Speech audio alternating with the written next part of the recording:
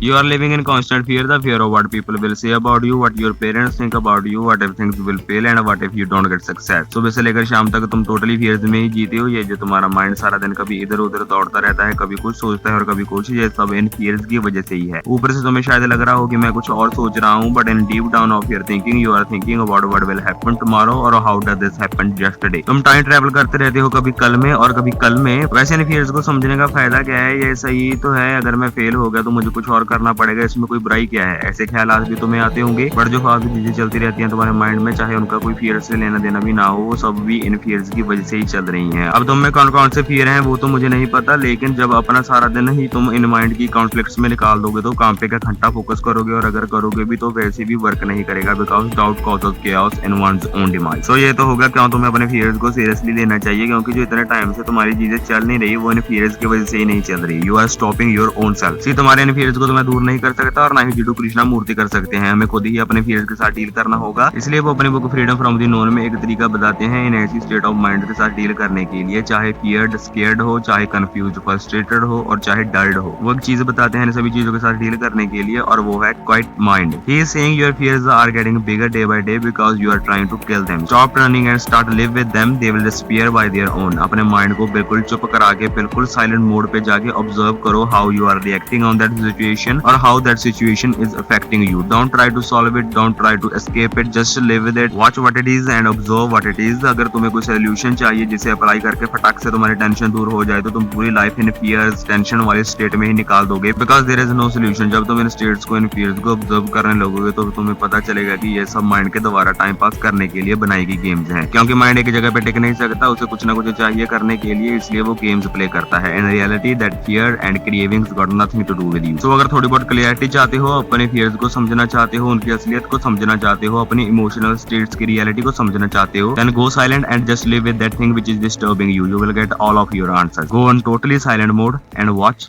yourself.